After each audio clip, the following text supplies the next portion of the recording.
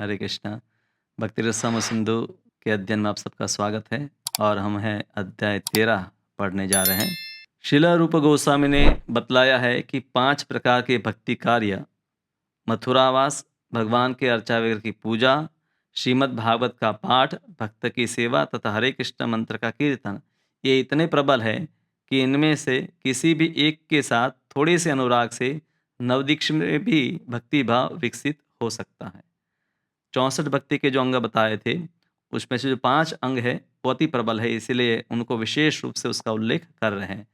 श्रील रूप गोस्वामी ने भगवान या अर्चावीर की पूजा के विषय में जो श्लोक लिखा है, उसका अर्थ निम्नलिखित है। हे मित्र, यदि आपको अब भी इस भौतिक जगत में अपने मित्रों की संगति का आनंद उठाने की इच्छा है, तो आप केशी घाट के तट पर खड़े कृष्ण के स्वरूप को मत देखना। वे गोविंद कहलाते हैं और उनकी आंखें अत्यंत मोहक हैं। वे बांसुरी बजा रहे हैं और उनके सिर पर मोर पंख है। उनका सारा शरीर आकाश की चांदनी से प्रकाशित हो रहा है।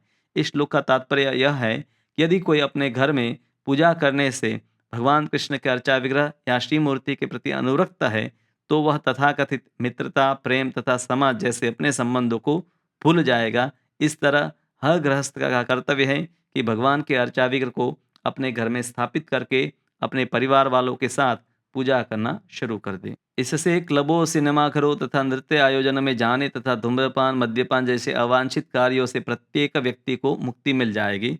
यदि घर पर अर्चाविग्रह की पूजा पर बल दिया जाए, तो ऐसी सारी व्यर्थ की बातें भूल जाएगी।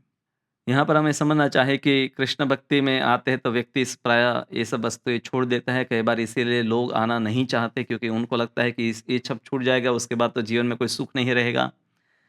और कई बार वो स्वयं तो है, उसको विश्वास हो जाता है कि छोड़ने में अच्छा है, पर बाद में उसके मित्र या परिवार इत्यादि या सगे-संबंधी इत्यादि छूट जाते हैं, क्योंकि वो लोग सिनेमा में जाते हैं या क्लब में जाते हैं, धूम्रपान करते हैं, मद्यपान करते हैं। तो ये भक्ति का फल है, ये तो निश्चित रूप से होने ही वाला है। इसलिए रूप गोस्वामी लिखते हैं, हे मूर्ख मित्र, मेरे विचार से तुमने मंगल पद श्रीमद् भागवत से थोड़ा बहुत सुन रखा है, जिससे सकाम कर्मों, आर्थिक विकास तथा मुक्ति के फलों की आकांक्षा की बुराई की गई है। अब निश्चित रूप से श्रीमद् भागवत के 10वें स्कंद के कृष्ण विलाभिषेक श्लोक तुम्हारे कानों से धीरे धीरे प्रवेश होकर तुम्हारे हृदय में जाएंगे।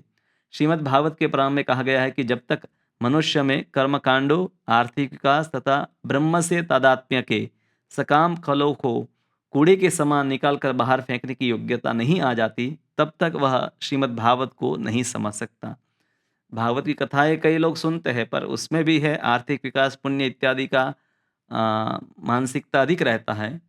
पर वास्तव में भागवत की महिमा या भागवत को समझने के लिए व्यक्ति को है भौतिक जो मानसिकता है उससे मुक्ति प्राप्त करनी होगी। भागवत में भक्ति का काल्प एकांतिक वर्णन हुआ है। जो व्यक्ति त्याग की भावना से श्रीमद् भागवत का अध्ययन करता है, वही 10वें स्कंद में वर्णित भगवान की लीलाओं को समझ सकता है। या त्याग की भावना मतलब संसार के भोग को त्याग की भावना से। दूसरे शब्दों में, जब तक किसी में श्रीमद् भागवत के लिए स्वतः उत्पन्न आकर्षण न हो जाए, तब तक उस 10वें स्कंद की कथाओं यथा रास लीला को समझने का प्रयास नहीं करना चाहिए। यानी कि व्यक्ति को भगवान के नाम में आकर्षण होगा, तब है जाकर वो उसके योग्य बनेगा। श्रीमद् भागवत का यथारूप में आस्वादन करने के लिए शुद्ध भक्ति का होना आवश्यक है।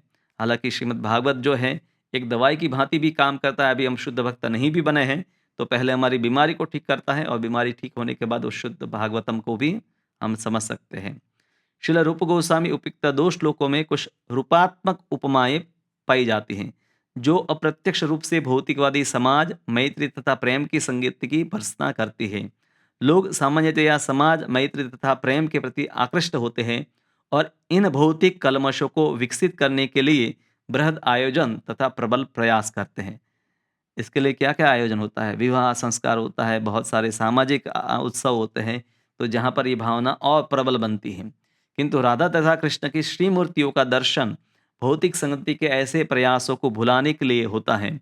रूप गोस्वामी ने अपना यह श्लोक इस तरह रचा है, मानो ऊपर से वे मैत्री तथा प्रेम की भौतिक संगति की प्रशंसा कर रहे हो, तथा श्रीमूर्ति या गोविंद के दर्शकों की निंदा कर रहे हो। यह रूपकात्मक अलंकार इस तरह रचा गया है कि जिन वस्तु की प्रशंसा की जाती है वास्तव में उसकी निंदा की जाती है, और जो निंदनीय है उसकी प्रशंसा की जाती है। मतलब अगर आपको मित्र, परिवार, समाज इत्यादि चाहे तो कृष्ण को मत देखो। तो कृष्ण को देखने की मना की गई है, पर वास्तव में उसकी प्रशंसा है। और मित्र, परिवार इत्यादि के प्रति आसक्ति का जो प्रशंसा किया गया है उसकी वास्तव में निंदा की गई है। इस श्लोक का असली भाव यह है कि यदि कोई भौतिक मैत्री, प्रेम तथा समाज की विहुदगी को भुलाना चाहता है तो उसे गोविंद के स्वरूप का दर्शन करना चाहे। इसी प्रकार से श्री रूप गोस्वामी ने कृष्ण विषय कथाओं के आस्वादन की दिव्य प्रकृति का वर्णन किया है। एक बार एक भक्त ने कहा, यह आश्चर्यजनक लगता है कि जब से मैंने अपने अश्रुओं से नहलाए गए भगवान को देखा है तब से मेरे शरीर में कंपन होता है और मुझसे मेरा एक भी भौतिक कार्य नहीं हो पाता। उन्हें देखने के पश्चात मैं अपने घर में चुपचाप नहीं रह पाता हूँ। मैं सदा के लिए उनके पास जाना चाहता हूँ। इस कथन का तात्पर्य यह है कि जब किसी को सौभाग्य से शुद्ध भक्त का संसर्ग मिलता है तो वह कृष्ण के विषय में सुनने, उनके विषय में जानने के लिए आतुर हो उठता है, अथवा दूसरे शब्दों में वह पूर्णतया कृष्ण भावना भावित हो जाना चाहता है। कई बार इसलिए सगे संबंधी, परिवार, अड़ोस पड़ोस के लोग कहते हैं कि इतना मंदिर कौन जाता है? हर हफ्ते आप लोग हर रविवार को मंदिर चले जाते हैं, बीच में भी कभी चले जाते हैं, एकादशी में भी चले जाते हैं। ठीक है, साल में 2-4 बार मंदिर जाओ, श्रावण महीना है मंदिर जाओ। तो वो लोग समझ नहीं पाते हैं कि कृष्ण का आकर्षण ही इसी प्रकार का है। इसी प्रकार महामंत्र के श्रवण तथा कीर्तन के विषय में एक कथन है, कृष्ण का निरंतर यशोगान करने वाले भक्त नारद के हाथ की वीणा के झंकृत तारों को सुन सके। अब वही ध्वनि मेरे कानों में प्रविष्ट हो चुकी है और मुझे परम पुरुष की उपस्थिति का निरंतर आभास हो रहा है। धीरे धीरे मैं समस्त भौतिक भोग के प्रति सारी आसक्ति से विहीन होता जा रहा हो।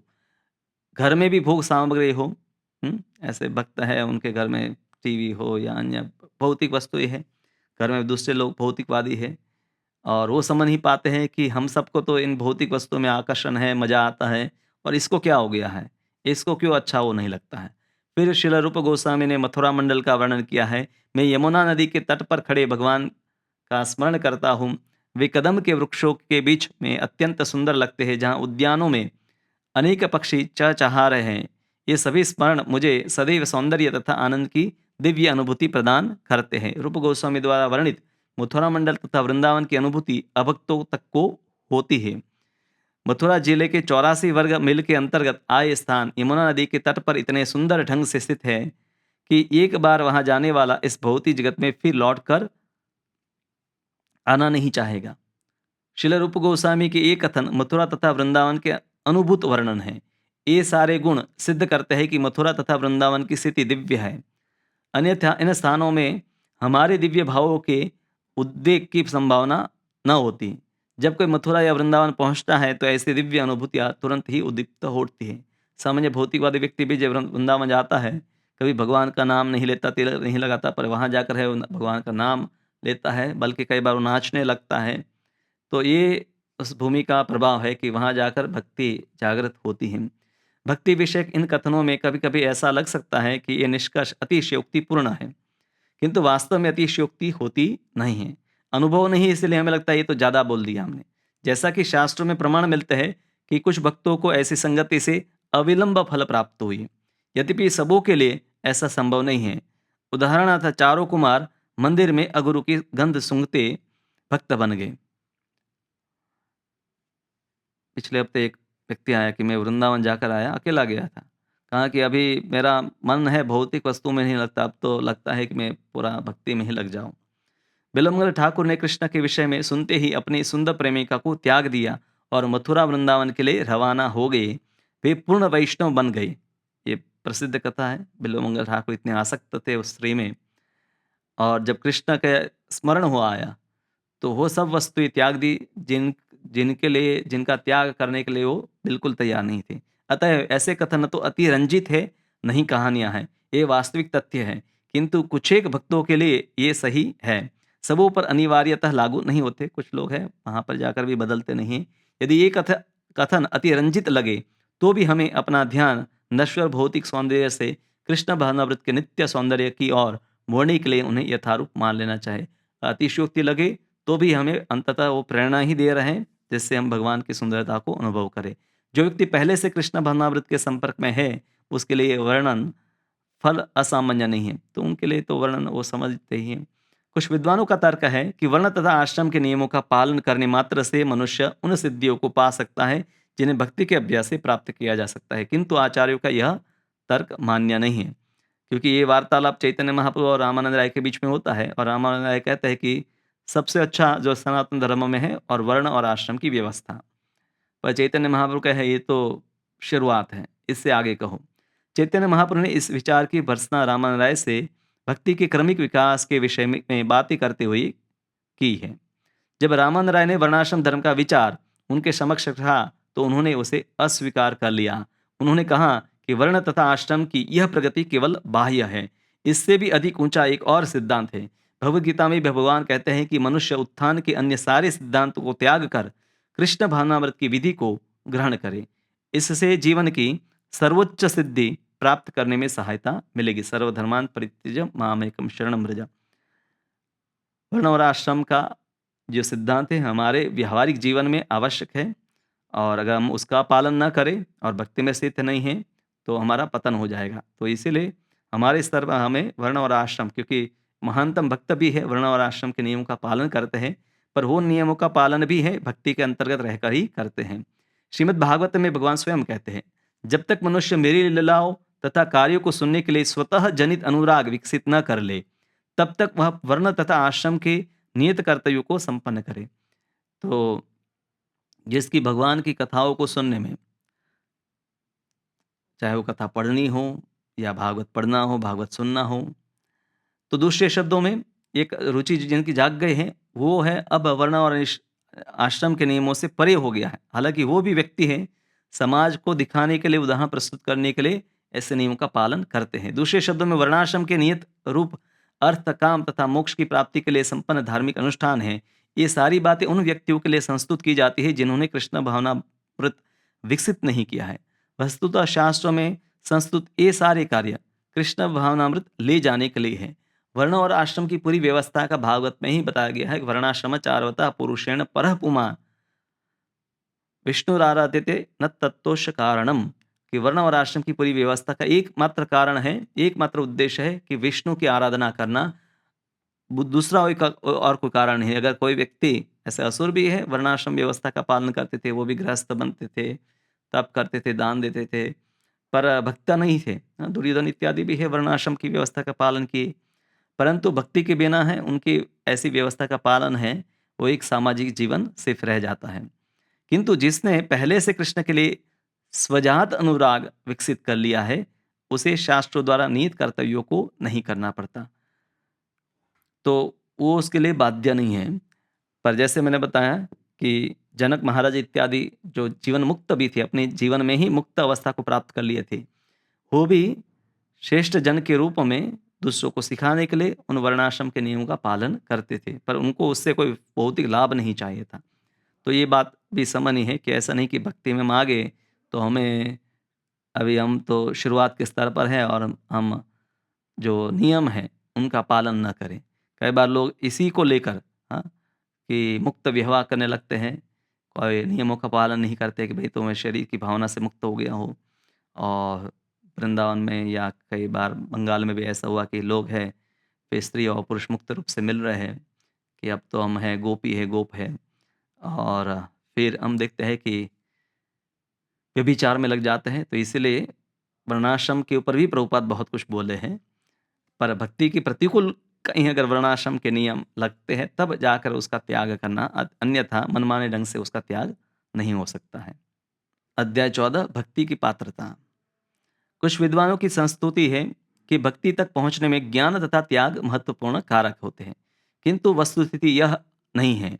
वस्तुतः ज्ञान या त्याग का अनुशीलन जो कृष्ण भावनावृत्ति पे पांव जमाने के लिए अनुकूल होता है, भले ही प्रारंभ में स्वीकार किया जाए किंतु अंततः उसका तिरस्कार करना पड़ सकता है, क्योंकि भक्ति यदि आश्रित है तो केवल सेवा भाव या सेवा इच्छा, अन्य किसी पर नहीं, उसे निष्ठा की अतिरिक्त और कुछ नहीं चाहिए। तो भक्ति, कई बार लोग कहते हैं कि मैं पहले साईं बाबा की पूजा करता था, उनकी कृपा से मुझे कृष्ण की भक्ति मिली। हमारे गुरु महाराज ऐसे लोगों को कहते हैं कि इसके कारण ही तुम भक्ति में देर से आए हो, और उनको अगर नहीं पकड़ा होता तो तुम जल्दी आ जाते। तो इस संसार में लोग अनेक देवताओं को पूजते हैं, उससे भी भक्ति प्राप्त नहीं होती है। ज्ञान, त्याग इत्यादि अनेक वस्तुओं को करते, उससे भी भक्ति प्राप्त नहीं होती। भक्तों के संग से ही भक्ति का प्राप्ति होने का विधान शास्त्र में दिया गया है, और उसमें फिर सेवा भाव, सेवा करने की इच्छा जो भगवान की है, उन्हीं के ऊपर आश्रित है। अन्य भौतिक कोई भी वस्तुओं के ऊपर आश्रित नहीं है। इवन भौतिक या आध्यात्मिक या योग या ज्ञान या ध्यान इत्यादि पर भी आश्रित नहीं है। भक्तों का अभिमत है कि मानसिक चिंतन तथा योगाभ्यास की कृत्रिम तपस्या भवबंध से छूटने के लिए अनुकूल हो सकती है, किंतु इससे हृदय अधिक कठोर बन जाता है। ये भक्ति की उन्नति में बिल्कुल सहायक नहीं हो सकते, क्योंकि कठोर तप करने वाला हृदय से भी कठोर हो जाता है। और भक्ति में व्यक्ति को भावनाएं चाहे, भगवान के प्रति भावनाएं होनी चाहे। अतः ये विधियां भगवान की प्रेमा भक्ति करने के अनुकूल नहीं है। वस्तुतः कृष्ण भावनामृत अर्थात स्वयं भक्ति ही भक्तिमय जीवन में प्रगति करने का एकमात्र उपाय है। भक्ति से ही भक्ति प्राप्त होती है। भक्ति परम है, यह कार्य और कारण दोनों है। भक्ति साधना भी है और भक्ति सिद्ध भी, साध्य भी है। साधन भी है, साध्य भी है। साधन मतलब जिसके द्वारा किया जाता है, और साध्य मतलब जिसको प्राप्त किया जाता है। तो दोनों भक्ति है। भक्ति भगवान सबों के कारण तथा कार्य है। उन तक पहुंचने के लिए भक्ति योग अपनाना पड़ता है, क्योंकि भक्ति ही परम है। भगवान जैसे परम है, उसी प्रकार से भक्ति परम है। उसी की पुष्टि स्वयं भगवान ने भगवद गीता में की है। मुझे भक्ति के द्वारा ही समझा जा सकता है। भक्त्या माम अभिजानाति यावनेश्चास्मि तत्त्वतः। गीता में अपने उपदेश के प्रारंभ में ही भगवान कृष्ण अर्जुन से कहते हैं, चूंकि तुम मेरे भक्त हो, अतएव मैं तुम्हें इन रहस्यों की शिक्षा दूंगा। वैदिक ज्ञान का अर्थ है अंततो गत्वा परमेश्वर को समझना और उनके धाम में प्रवेश करने की विधि है भक्ति। सभी प्रामाणिक शास्त्रों ने इसे स्वीकार किया है। ज्ञानी लोग भक्ति योग की उपेक्षा करते हैं और दार्शनिक खोज में अन्यों को परास्त करने में प्रयास मात्र में वे भक्ति भाव उत्पन्न नहीं कर पाते। ज्ञानियों का भाव क्या रहता है कि दूसरे ज्ञानियों को परास्त करना है, इसलिए वो भक्ति भाव उत्पन्न नहीं कर पाते हैं।